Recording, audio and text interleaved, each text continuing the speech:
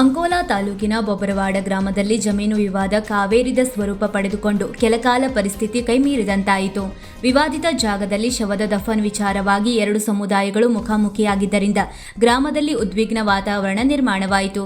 ಕೊನೆಗೆ ಪೊಲೀಸರು ಮಧ್ಯಪ್ರವೇಶಿಸಿ ಬಿಗಿ ಬಂದೋಬಸ್ತ್ನಲ್ಲಿ ದಫನ್ ಕಾರ್ಯ ನಡೆಸುವ ಮೂಲಕ ಪರಿಸ್ಥಿತಿಯನ್ನು ನಿಯಂತ್ರಿಸಿದರು.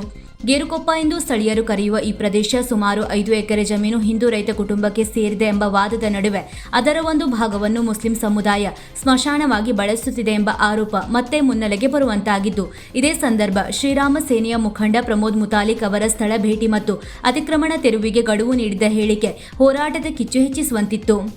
ಅದರ ಬೆನ್ನಲ್ಲೇ ಏಪ್ರಿಲ್ 16ರಂದು ಮುಸ್ಲಿಂ ಸಮುದಾಯದ ಹಿರಿಯ ವ್ಯಕ್ತಿಯೊಬ್ಬರ ನಿಧನ ಸಂಭವಿಸಿ ಅದೇ ಜಾಗದಲ್ಲಿ ದಫನ್ ಮಾಡಲು ಸಿದ್ಧತೆ ಆರಂಭವಾದಾಗ ವಿವಾದ ಸ್ಫೋಟಗೊಂಡಿತು.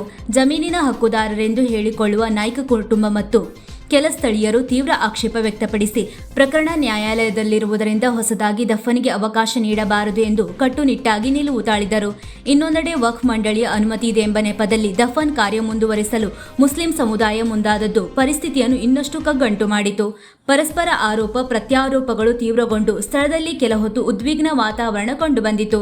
ಸ್ಥಳಕ್ಕೆ ಧಾವಿಸಿದ ಡಿವೈಎಸ್ಪಿ ಎಸ್ವಿ ಗಿರೀಶ್ ಮತ್ತು ಪಿಎಸ್ಐ ಗುರುನಾಥ್ ಹಾದಿಮನಿ ನೇತೃತ್ವದ ಪೊಲೀಸ್ ಪಡೆ ಎರಡೂ ಕಡೆಯವರಿಗೆ ಕಾನೂನು ಸುವ್ಯವಸ್ಥೆ ಬಗ್ಗೆ ತಿಳಿ ಹೇಳಿದರು. ಎರಡೂ ಕಡೆಯವರು ಬಿಗಿ ಪಟ್ಟು ಹಿಡಿದದ್ದರಿಂದ ಕರ್ತವ್ಯ ನಿರ್ವಹಣೆ ಸವಾಲಿನದ್ದಾಗಿದ್ದು ಅಂತಿಮವಾಗಿ ಬಿಗಿ ಪೊಲೀಸ್ ಕಾವಲಿನಲ್ಲಿ ಶವ ದಫನ್ ಕಾರ್ಯ ನೆರವೇರಿಸಲಾಯಿತು. ಜಮೀನು ವಿವಾದ ಇದೀಗ ಎಸಿ ನ್ಯಾಯಾಲಯದ ತೀರ್ಪಿನ ನಿರೀಕ್ಷೆಯಲ್ಲಿದ್ದು ತೀರ್ಮಾನ ಬರುವವರೆಗೆ ಇಂತಹ ಸಂವೇದನಾಶೀಲ ವಿಷಯಗಳಲ್ಲಿ ಎರಡು ಸಮುದಾಯಗಳು ಜವಾಬ್ದಾರಿಯುತ ನಿಲುವು ತಾಳುವುದು ಅನಿವಾರ್ಯ ಎಂಬ ಮಾತು ಸಾರ್ವಜನಿಕ ವಲಯದಲ್ಲಿ ಕೇಳಿಬರುತ್ತಿದೆ.